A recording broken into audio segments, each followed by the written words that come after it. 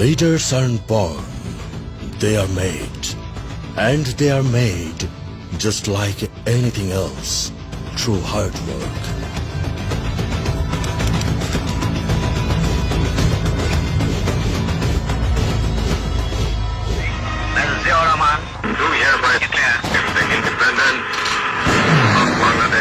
মহান স্বাধীনতার ঘোষক জেনারেল জিয়াউর রহমানের যোগ্য উত্তরসূরি তারেক রহমান তখন কারাগারের অন্ধকার প্রকোষ্ঠে মায়ের সাথে বন্দী।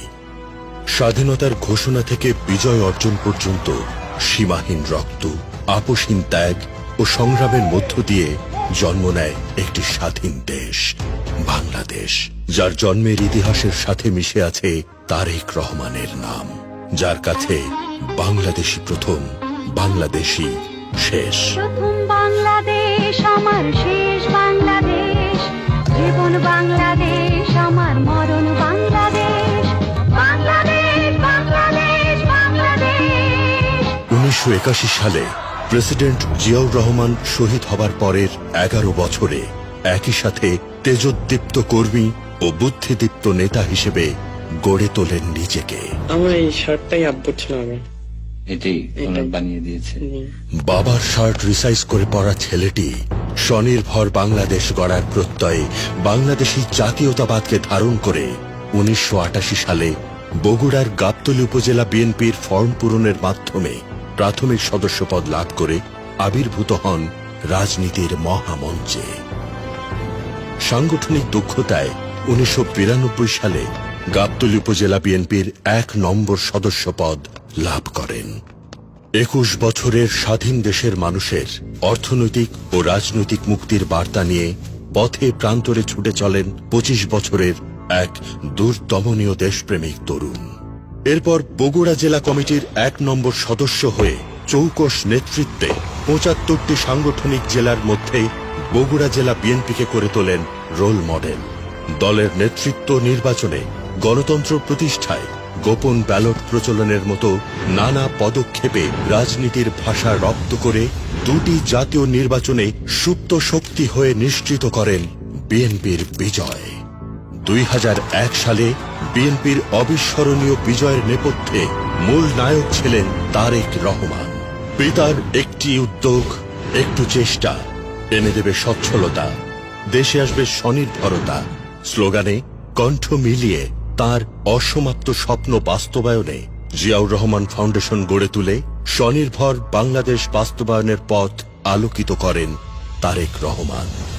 সরকারের রাষ্ট্রীয় পদবীর লাল গালিচাকে পাশ কাটিয়ে অন্তরে মাটির গান নিয়ে বাংলার পথে প্রান্তরে ছুটে মিশে গিয়েছেন গ্রামীণ উন্নয়ন, নারী ও শিশুদের বিকাশ, স্বাস্থ্যসেবার নিশ্চয়তা, অবকাঠামোর ভিত্তি সুদৃঢ়করণ আর শিক্ষামান নিশ্চিতের সুকঠোর সংগ্রামে।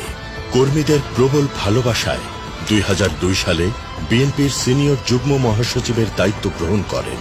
2005 সালের জানুয়ারি থেকে টানা 3 মাস দেশের প্রতিটি ইউনিয়নে তৃণমূল প্রতিনিধি সভায় কর্মীদের কথা শুনেছেন গভীর মনোযোগে, নিয়েছেন দেশ পরিচালনার দীক্ষা। তাঁর প্রাণান্তকর প্রচেষ্টায় দেশ যখন এগিয়ে যাচ্ছিল সমৃদ্ধির শিখরে, ঠিক তখনই দেশি বিদেশি ষড়যন্ত্রে গুটি কয়েক সুযোগ সন্ধানী মাধ্যমে শুরু হয় বাংলাদেশকে অস্থিতিশীল করার পায়তারা। তারেক রহমানের নামে রটানো হয় অলৌকিক সব কল্পকাহিনী। তথ্য প্রমাণহীন এসব রটনার ভিত্তিতে 2007 সালের 7 মার্চ তৎকালীন অগণতান্ত্রিক সরকারের ঘৃণিত দমন কৌশলে গ্রেফতার হন সদালাপী ও মৃদুভাষী তারেক রহমান। বিভিন্ন মানবাধিকার সংস্থা ও সংবাদ মাধ্যমগুলো এই ধরনের নির্যাতনের প্রমাণ ও অভিযোগ তুলে ধরে। অন্যায়ভাবে গ্রেফতার করে মিথ্যা মামলায় জড়িয়ে শারীরিক নির্যাতন করা হলো। সেই বর্বর উৎপীড়ন ও আত্মসম্মানের কথা ভাবলে আমি এখনো শিউরে উঠি। আমার উপরে চলেছে ঐতিহাসিক শারীরিক নির্যাতন।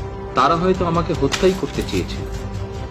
দেশ তখন উত্তাল হয়ে ওঠে তারেক রহমানের মুক্তির আন্দোলনে। তার তীব্র জনসমর্থনের কারণে পরিস্থিতি অবনতির আশঙ্কায় 18 মাস পরে তাকে জামিন দিতে বাধ্য হয় সেই অগণতান্ত্রিক সরকার।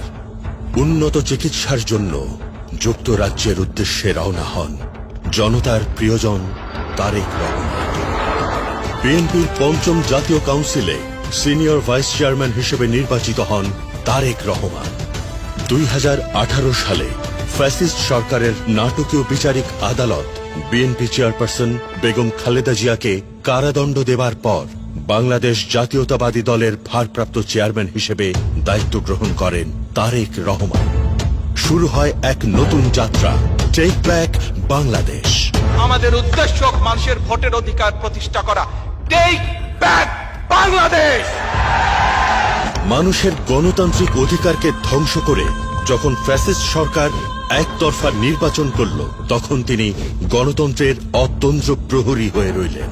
আমাকে ভোট দিতে হবে এমন কোনো কথা নেই। আপনার ভোট আপনিই দিবেন, যাকে ইচ্ছা আপনিই দিবেন, কিন্তু আমার হাতকে আপনি শক্তিশালী করুন, আমাকে সহযোগিতা করুন, যাতে আমি আপনার ভোটের অধিকার প্রতিষ্ঠা করতে পারি। মানুষের গণতান্ত্রিক অধিকার ও সমগ্র রাষ্ট্র ব্যবস্থাকে ধ্বংস করে ফ্যাসিস্ট সরকার যখন বাংলাদেশকে একটি অকার্যকর রাষ্ট্র হিসেবে প্রতিষ্ঠা করে, তখন রাষ্ট্রীয় কাঠামো মেরামতের লক্ষ্যে 2023 সালের 13 জুলাই তারেক রহমান ঘোষণা করেন 31 দফা।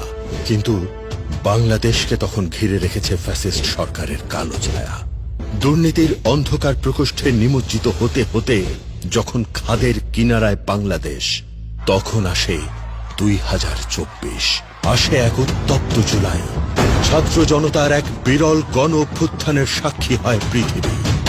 সেই অভ্যুত্থানকে রাজনৈতিক ও সুনির্দিষ্ট লক্ষ্যে ঐক্যবদ্ধ ও সংগঠিত করায় তারেক রহমানের ভূমিকা অপরিহার্য।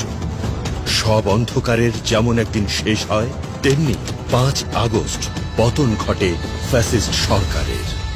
দেশব্যাপী যখন বিশৃঙ্খলা, বিপ্লব পরবর্তী উত্তেজনা, তখনই আবার দেশ নেতার ভূমিকায় তারেক রহমান। কেউ দয়া করে নিজের হাতে আইন তুলে নেবেন না। প্রতিহিংসা, প্রতিশোধে লিপ্ত হবেন না দয়া করে। বিচারের ভার নিজ হাতে দয়া করে তুলে নেবেন। 36 বছরেরও বেশি সময় ধরে পাড়ি দিয়েছেন ঝঞ্ঝা বিক্ষুব্ধ পথ, সামাল দিয়েছেন বহু শোক ও সংকট। ষড়যন্ত্র, সমালোচনা ও শতমুখী অপপ্রচার তাকে থামিয়ে রাখতে পারেনি। স্বাবলম্বী বাংলাদেশ গড়ে তোলার নিরলস প্রচেষ্টা তাকে পৌঁছে দিয়েছে এই বদ্বীপের প্রতিটি মানুষের হৃদয়ে।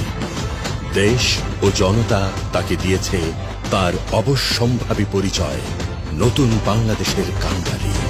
সময়ের প্রয়োজনে আজ দেশের মানচিত্র ছাপিয়ে বিশ্ব রাজনীতির প্রেক্ষাপটে তিনি হয়ে উঠেছেন এশিয়ার অন্যতম প্রাসঙ্গিক ব্যক্তিত্ব, আগামীর গণতান্ত্রিক বাংলাদেশের সবচেয়ে উজ্জ্বল নক্ষত্র। Tarique Rahman, the great visionary leader.